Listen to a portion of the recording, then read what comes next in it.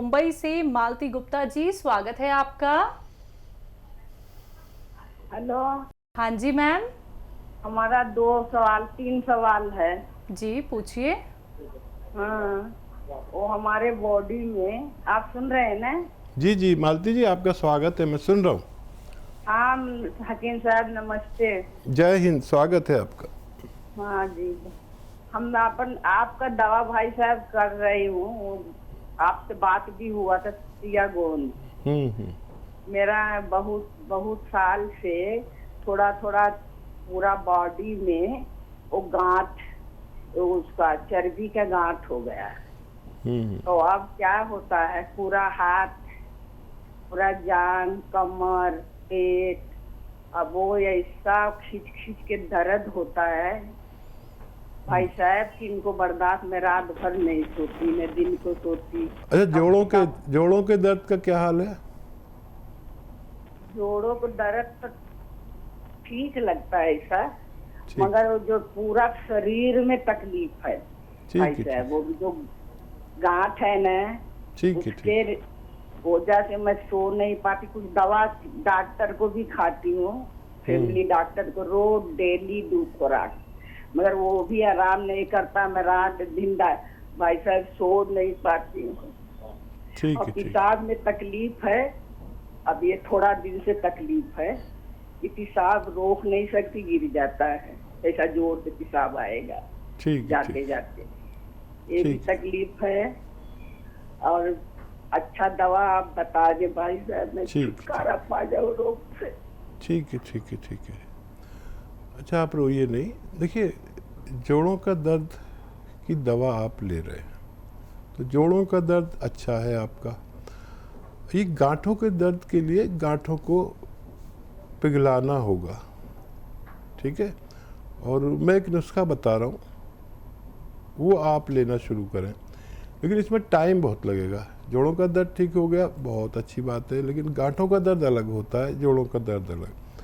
Doctor की भी दवा आप ले रहे हैं, बहुत अच्छा कर रहे हैं, लेकिन देखिए एक चीज़ आती है लाजवंती, याद रखें, लाजवंती, बारीक बारीक दाने आते हैं, हिंदी में इसे लाजवंती कहते हैं, और पंसारी के यहाँ भी मिलती है, दवा बेचने वालों के यहाँ मिलती है, बारीक बारीक दाने हैं।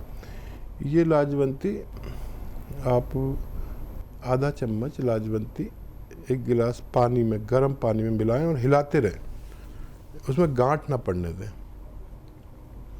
और ये जब मिक्स हो जाए तो इसको आप ले लें, खा लें। और इसके बाद सोडा होता है खाने का, आपके किचन में खाने का सोडा 1 चुटकी, और 1 चुटकी नमक जैतून, ये असली लेना है, ये नकली भी मिल जाता है। सोडा तो आपके किचन में असली होता है, नमक जैतून असली ले लें, और 1 चुटकी नमक जैतून, 1 चुटकी खाने का सोडा, 2 गिलास पानी में मिलाएं, और दिन में कम से कम 1 बार, ज़्यादा से ज़्यादा 2 बार इसको पी लिया करें। बहुत टाइम लगेगा, लेकिन फ़ायदा होना मुमकिन है। तो मैम आपको फ़ायदा हो जाएगा, लेकिन आप ऐसे हिम्मत बिल्कुल मत हारिएगा। आपकी तकलीफ़ हम बेहतर तरीके से समझ सकते हैं, क्योंकि ये तकलीफ़ आपको कोई कुछ महीनों की नहीं हुई है, बहुत सालों से आप परेशान हैं मैम। तो जो बात हकीम साहब ने आपको बताई है, इस बात पे गौर कीजिएगा और नुस्खा ज़रूर अपनाइएगा जो बताया गया है। कोई भी क्वेरी करना चाहती हैं या फिर आप दोबारा से बात समझना चाहती हैं, तो आप उसके लिए 24 आवर्स यानी कि कभी भी दिन में आप हमारे हेल्पलाइन नंबर पे कांटेक्ट कर सकती हैं, जहां पे आपकी बात होती है हमारे एक्सपर्ट डॉक्टर्स की पूरी टीम से। अगली कॉलर हैं हरियाणा से सुधा जी, स्वागत है आपका। हाँ बिटिया रानी, बहुत ढेर सारा प्यार और सलाम। मेरे मसीहा आपको भी 1001 टाइम सलाम वालेकुम। स्वागत है सुधा जी का। हमारा तो दिन आपकी प्यारी सी मुस्कान और शायरी से ही शुरू होता है। आपके कलम बहुत खूबसूरत होते हैं, दिल को छू लेते हैं। आपकी प्यारी सी बातें दिल में एक मीठी सी हलचल मचा देती है। आंसू आपने जो जीवन का बीता हुआ एक किस्सा सुनाया, दिल रो दिया। हमें भी अपने जीवन की जुड़ी कुछ बातें याद आ गई। यह सच है कि अगर हम अपने खुदा को मनाते रहें तो वो देने में देरी नहीं करता। शुक्र और सब जिसने सीख लिया वह एक न एक दिन खुदा की रहमत का हकदार बन ही जाता है। सच बात, सच बात। आज आपने जो कुछ भी है अपनी काबिलियत की वजह से है। आप भगवान के बहुत करीब हैं। आपने अपना जीवन अपने लिए नहीं हम सबके लिए जीते हैं, इसलिए आप खुदा आप पर मेहरबान है। आज प्रोग्राम देख लिया आपने? जी हाँ, आप खुद भी रोते हैं और हमें भी रुलाते हैं। खुदा से दुआ करती हूँ आप हमेशा स्वस्थ रहें, सलामत रहें, आपकी सारी बलाएं ले लें। दिल करता है सारी दुनिया की कायनात तुम्हारे कदमों में लाकर बिछा दूं, शायद वह भी कम होगा। मेरा ही नहीं, तू सबका दाता है, सभी को सब कुछ देता है, दिलाता है। जो खाली था दामन मेरा उन्हीं ने भरा है। तेरा शुक्रिया है, तेरा शुक्रिया है। बहुत धन्यवाद। कोई सवाल भी है सुधा जी आपका? बहुत धन्यवाद आपका। जी हाँ, मेरा एक सवाल है। मैं यही पूछती थी जो अभी शैलजा ने किया। मैं भी सोची थी मैं जैतून नमक और मीठा सोडा लेती हूँ, 1 चुटकी और 2 चुटकी वो लेती हूँ जीरा। तो मेरा मन है कि मैं सिरके में वो डाल के ले लूँ, जो जीरे का सिरका मैंने मंगाया है आपके यहाँ से, उसमें 1 चुटकी जैतून नमक और 1 चुटकी वो डाल के ले लूँ। मीठा सोडा ज्यादा अच्छा रहेगा क्या? हाँ, उसमें या जरूरत नहीं है? हाँ, जीरा तो डालने की ज़रूरत नहीं है, वो जीरे का ही सिरका है। बाकी दोनों चीज़ें आप डाल के ले सकते हैं, तो वो बहुत तेज़ काम करता है। और बहुत शुक्रिया। देखिए, आप हमारे सारे प्रोग्राम देखते हैं, हमसे जुड़े हुए। हमारे लिए दुआ आपकी बहुत कीमती है, बाकी कुछ भी कीमती नहीं, आपकी दुआ के आगे। और बस ऐसे ही जैसे आप लोगों की सेवा करते रहें, हमारे साथ जुड़े रहें, और हम भी आपके लिए बहुत अच्छी सोच रखते हैं। बिल्कुल। अगली कॉलर हैं पंजाब से लता जी, स्वागत है आपका। नमस्कार मैडम जी। जी नमस्कार मैम। हाँ जी, नमस्कार। नमस्कार वीर जी। स्वागत लता जी का। हाँ जी, अभी जी मैं ये पूछना चाहती हूँ, आपको बताते हैं ना एक सूखी खांसी और सर्दी वाली खांसी। हाँ जी, सूखी खांसी में हम क्या लगे नुस्खा देने के, वो ही देना है उनाव वाला ही? ठीक है। खांसी 2 किस्म की होती है। अक्सर लोगों को एलर्जी और सर्दी वाली खांसी होती है, और किसी किसी को गर्म खांसी हो जाती है। तो उसमें यही नुस्खा दे सकते हैं, लेकिन इसमें 1 ग्राम गोंद मोरिंगा मिला कर दें।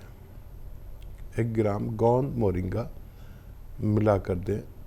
गोंद मोरिंगा 1 ग्राम काफ़ी होता है। तो अगर 2-4 खुराक देंगे तो पता भी चल जाएगा कि ये सूखी है, गिलकी सी सूरत काबू ना आए तो समझ लीजिए कि ये सूखी खांसी है और गर्मी की वजह से है। तो उससे गर्मी कम होकर आदमी की खांसी ठीक हो जाती है। अक्सर हम गांव में देखते हैं, यहाँ तो गांव में की तरह नहीं है, वहाँ कुत्ते वगैरह हम पालते हैं, डॉगीज़, तो उनको ऐसी खांसी होती है कभी कभी कि वो ठीक ही नहीं होती। एंटीबायोटिक इंजेक्शन लगा देते हैं, क्या क्या करते हैं, एंटी एलर्जी इंजेक्शन लगा देते हैं, तो फिर हम ये चीज़ देते हैं उनको फ़ायदा हो जाता है। अगले कॉलर हैं हमारे साथ, स्वागत है आपका। राजेश्वरी जी। जी स्वागत है। Hello hello. हाँ जी, नमस्ते भाई साहब जी। जय हिंद, स्वागत है। हाँ जी, आपके उससे एक बहन और जुड़ गई है। जी जी जी, आपके स्वागत। शो से। हाँ जी, बहुत हाँ जी। मेरे सवाल है भाई साहब, मेरे दामाद हैं, वो फौज में लेफ्टिनेंट कर्नल है, आर्मी में जी। तो उनको इनक्लोजिंग स्पॉन्डिलाइटिस है, आप उनके लिए कुछ बताइए। ठीक है, मेरी तरफ से उनको जय हिंद बोलें। और देखिए, ऐसे बैठे ऐसे सीधे, और ये एक्सरसाइज किया करें। फौजी आदमी हैं, उनसे कहें कि वज़न बिल्कुल ना उठाएं कुछ दिन, और फौजी आदमी बहुत मजबूत होता है और बूढ़ा होने के बाद भी अपने आप को बूढ़ा नहीं कहते, ये फ़ौज में है, जवान ही कहते हैं, जवान। तो अब 2-3 काम नहीं करें, भागा दौड़ी नहीं करें, पैदल चलें, खूब अपना सारे काम करें, वज़न नहीं उठाएं, और वेस्टर्न टॉयलेट ज़रूर यूज़ करते होंगे जब इतने बड़े ओहदे पर हैं। और एक आता है गौनसिया, वो असली ख़रीद लें, और आधा ग्राम 2 बार खाने के बाद पानी से, दूध से, कम चर्बी के दूध से, या सब्जी सालन में मिलाकर, या शहद में मिलाकर, या घी में मिलाकर, या मलाई में मिलाकर 2 बार खाने के बाद लेना है। और एक ये ऐसे देखिए, पूरी तरह मोड़ें। देखिए, मैं अपनी एक ठोड़ी को यहाँ तक ले आता हूँ, और वो भी फौजी आदमी है, ट्रेनिंग फ़ौज की, मुझे पता है कैसी होती है। ये 3-3 मिनट 2 एक्सरसाइज करें, गौनसिया लें, और भगवान से मदद मांगें, उनको फ़ायदा होना मुमकिन है। जी, अगले कॉलर हैं इंदौर से कर्नल वर्मा जी, स्वागत है आपका। नमस्कार। नमस्कार सर। आदाब। जय हिंद, स्वागत है कर्नल साहब आपका। और साहब, सवाल मेरे 2 रहेंगे आज। जी इरशाद। एक तो ये कि जो आप बताते हैं कि 100 ग्राम आलसी और उन्नाव और सबिस्तान और 30 ग्राम पिपले, अगर इनको इसी रेशो से ज्यादा बना लेंगे तो क्या रखने में खराबी तो नहीं होगी? ये एक तो ये पूछना था। और दूसरी 2 सवाल और भी हैं। और एक सवाल और था, ये जैतून के सिरके से भी हार्ट ब्लॉकेज खत्म हो जाती है, सब कुछ हो जाता है। उसमें 3 अशियाएं जो मिलाई जाती हैं वो बेशक तेजी से काम करती हैं, लेकिन किसका क्या फायदा है तीनों में से, वो उसकी तफसील बयान जानना चाहता हूँ। क्योंकि आपने सारे जमाने में रिसर्च करी है, मैं आप पे रिसर्च करता हूँ। क्योंकि अभी हाल फिलहाल में एक साहब को पाइल्स हो गई थी, तो उनको मैंने वो सोट और अलसी और कलौंजी और वो शहद, ये नुस्खा ये दिया, और उसके बाद में उनको एक रंडी का 100 ग्राम की तेल की शीशी ला के दे दी, उनकी सारी बीमारी खत्म हो गई। ठीक है, बहुत अच्छे कर्नल साहब, आपसे तो हम इतने इम्प्रेस रहते हैं, और आप हमारे साथ जुड़े नहीं जुड़े, लेकिन आप हमें सुनते हैं, हमें मालूम है। बहुत सारे ऐसे लोग हैं जो अगर फ़ोन नहीं भी करेंगे लेकिन वो सब जानकारी रखते हैं। कर्नल साहब, दोनों सवाल बहुत अच्छे हैं। अब जैसे आपने कहा कि सिर्फ सिरका भी जैतून का ब्लॉकेज को खोलता है, ये सच्ची बात है। और दरअसल जब कोई नुस्खा बनाते हैं हम, तो उसमें जितनी दवाइयाँ होती हैं उतने तजर्बे शामिल होते हैं। जैसे किसी को सिरका नहीं चलता, ठंडा होता है, तो उसके साथ में एक तो हमने लहसुन डाल दिया, जो उसने सिरके का मिजाज बदल दिया।